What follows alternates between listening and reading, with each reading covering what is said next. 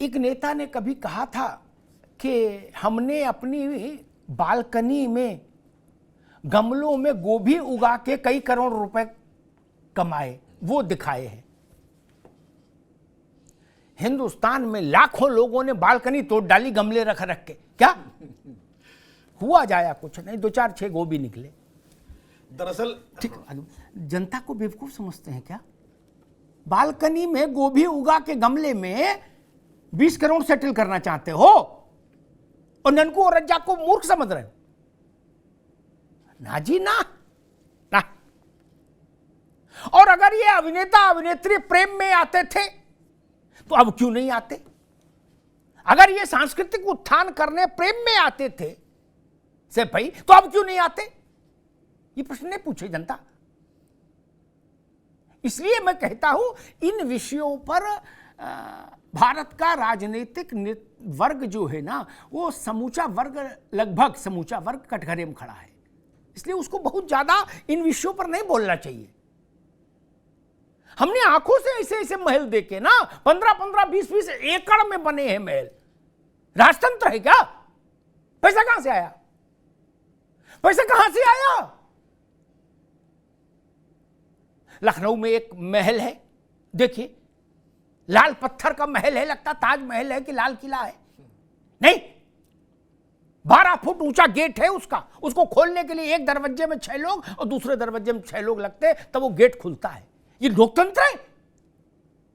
ये लोकतंत्र है? और हमसे कहते हो अग्निहोत्री जी बहस नहीं करो, इसको मान लो लोकतंत्र है, हम लोग गरीबों के लिए लड़ रहे हैं। बोले कैसे? बोले 12 फुट का गेट लगा के। क्या गजब कर रहे हो? कोई दूसरा कहता 5 करोड़ की कार में चल के हम गरीब की चिंता कर रहे हैं। अच्छा जी, और जो पैदल चल रहा है वो क्या कर रहा है? अजब तमाशा क्रिएट करके रख दिया। छुट्टी मनाने लंदन, हॉलैंड, पोलैंड जा रहे हैं लोग, हैं? और कह रहे हम तो गरीब की चिंता में दुबरे हैं। अच्छा, गरीब को समझ नहीं आ रहा। अरे आपने कमोड भी रिमोट संचालित लगा दिया अपने घर में। ये भारत के गरीब जनता के साथ इससे विभत्स मजाक हो सकता है क्या? मैंने कब कहा डब्बे से धो? अरे जेट लगवा लीजिए, 200-500 रुपया वाला लगवा लीजिए, 1000 रुपया वाला लगवा लीजिए। और फिर भी बाहर निकलेंगे तो ऐसा चेहरा बना के निकलोगे कि लगेगा कि बिल्कुल निपट गरीब हैं, इनकी जेब में 2 रुपया नहीं। नहीं, महंगा जूता घर में पहन रहे और बाहर निकल रहे चप्पल में। ऐसा काम नहीं करो भाई ना। इससे मुझे बड़ी वितृष्णा होती है। न्यूनतम ईमानदारी बरतिए। जनता भी देख रही है कि जब आप पहली बार आए थे तो आप क्या थे और आज क्या हैं और कल क्या हो जाएंगे, उसको समझ नहीं। 50-50 इंस्टीट्यूशंस खोल लिए लोगों ने। क्यों? कहां से आया पैसा? और चंदा? पांडे जी मेरी बात से सहमत होंगे दिल में, और सब लोग दिल में सहमत होंगे, यहां भले ही ना हो। गांधी जी के बाद से इस देश में चवन्नी वाला अभियान कांग्रेस ने चलाया था गांधी जी कहने पर, तब तो चंदा मिला। उसके बाद आप कहो भारत की 150 करोड़ जनता चंदा दे रही, किसी को चंदा नहीं दे रही, झूठ। 80 करोड़ आबादी के पास खाने को अन्न नहीं, वो चंदा देगी? इसलिए चंदा देगी कि आप महल बनवाओ। ये झूठ बंद कर दो। हमने रत्नाकर जी ऐसे ऐसे गिलास देखे, बोले गिलास हॉलैंड का है, चम्मच पोलैंड का है, कटोरी इटली की है। ये लोकतंत्र है? ये गरीब मुल्क का लोकतंत्र हो सकता है क्या? और आप कहते हैं कि हां हमको मानो, हम ही माई बाप हैं लोकतंत्र में। ये ठीक नहीं। खैर, मसला आज की बहस का मुझे लगता है कि कुल जमा इतनी सी बात है। प्रधानमंत्री को क्या बोलना है ये कोई दूसरा तय नहीं करेगा, और राहुल जी को क्या बोलना है ये भाजपा तय नहीं कर सकती। इसलिए ये कोशिश तो व्यर्थ है, इसका कोई रिजल्ट नहीं आएगा।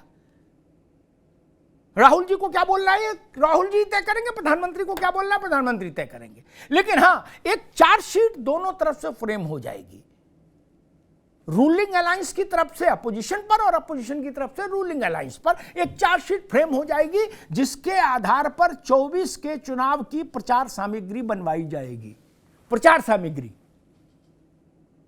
और नेताओं के भाषण का टेक्स्ट उसमें से आएगा। बस इसके अलावा मुझे नहीं दिखता इससे कोई बहुत तात्विक फर्क आना है। भारत की सबसे बड़ी अदालत ने मणिपुर पर दो निर्णायक कमेटियां बनाई हैं, पूरी प्रामाणिकता के साथ, पूरे गंभीरता के साथ। और देश की सबसे बड़ी अदालत जब खुद मॉनिटरिंग कर रही है तो फिर मुझे कोई संदेह नहीं रह जाता। उसकी मॉनिटरिंग से बड़ा और ईमानदार प्रयास क्या हो सकता है देश में। सुप्रीम कोर्ट को सैल्यूट है। लेकिन मणिपुर की पीड़ा के बहाने राजनीतिक स्कोर सेटलिंग, अकाउंट सेटलिंग जो है ना, ये पीड़ा के घनत्व को हल्का करता है सदन के भीतर। पीड़ा बड़ी है, लेकिन जब उसके साथ हम ये सब छद्म राजनीतिक टोटके मिला देते हैं ना, तो उसका पीड़ा का जो महत्व है, जो उसकी गरिमा है, जो उसका घनत्व है, वो कम होता है। मेरी पीड़ा को समझिए, मेरे भाव को समझिए। राघव चड्ढा का विषय आया है, यह विषय गंभीर है। रत्नाकर जी ने कहा कि राघव जी ने कहा है कि हम आके अपना बयान देंगे। ठीक है, सब बयान देते हैं। सत्येंद्र जैन ने बयान नहीं दिया था, उन्होंने भी दिया था, मनीष जी ने भी दिया था, लालू जी ने भी दिया था ना। बयान तो आदमी देता ही है, लेकिन मसला गंभीर है। संसद में शायद मेरी अपनी स्मरण में नहीं आता कि कभी किसी सांसद पर सदन के भीतर ये आरोप लगे हों कि इसने अपने दूसरे सहयोगी सांसदों के दस्तखत फर्जी कर दिए।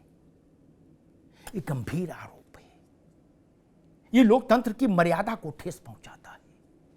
जनता नहीं देखेगी, वो कहेगी अरे भैया, जैसे बच्चे नहीं स्कूल में मार्कशीट में कम नंबर आए तो पिताजी के दस्तखत खुद ही करके दिखा देते दूसरे दिन जाके मास्टर को। क्या कहते, बाबूजी ने देख लिया। नहीं, बाद में कभी टीचर मिलता बाबूजी से, वो कहता हमने तो देखा ही नहीं था। वैसा काम कर रहे हैं आप। और फिर आप कहते हो हमको लोकतंत्र का पहरुआ मानो, लोकतंत्र का रक्षक मानो। अगर ये सच है तो ये दुखद है, दुर्भाग्यपूर्ण है। भाजपा से दो हाथ करिए, चार हाथ करिए, आप इनको पटको, ये आपको पटके। लोकतांत्रिक फ्रेमवर्क के अंदर, दायरे के अंदर सब कुछ ठीक है, लेकिन ये छल कपट ठीक नहीं। वो आपके सहसाथी हैं, सहयोगी लोग हैं। किसी दल में हो आप, एक ही सदन, भारत के सबसे बड़े सदन के सदस्य हैं, वहां भी ये फोर्जरी का मामला आ जाए, बोले सिग्नेचर फोर्ज है। अभी तक तो ये सुना था बैंक में ही लोग सिग्नेचर फोर्ज कर आके चेक निकाल लेते। ये संसद में हो, ये ठीक नहीं। इसलिए इसकी जांच होनी चाहिए। मसला ये नहीं किस पार्टी का मसला है, जांच होनी चाहिए। और अगर बात सच है तो कठोरतम और निर्णायक कार्रवाई होनी चाहिए। ये भारत का माथा नीचे करने वाली बात है। उस परिसर में तो कम से कम सर्वोच्च स्तर की पवित्रता रहे मित्र। भारत के 150 करोड़ लोगों के का चेहरा है ये संसद। उनकी इच्छा, अपेक्षा, आकांक्षाओं का प्रतिबिंब है। वहां ऐसे ओछे खेल खेलेंगे हम, ये तरीका ठीक नहीं। चुनाव आएंगे जाएंगे, विधेयक आएंगे, कहीं कोई जीतेगा कहीं कोई हारेगा। लोकतंत्र का यही खेल है। और आप इसमें इसके लिए इस स्तर तक मत जाइए। संख्या सबको पता होती है। कांटे की लड़ाई हो तो थोड़ा बहुत होता भी है। राज्यसभा में कांटे की लड़ाई तो बची नहीं थी। 132 और 102, कांटा कहां था? 30 सदस्य ज्यादा थे उनके पास, फिर ये करने की क्या जरूरत थी?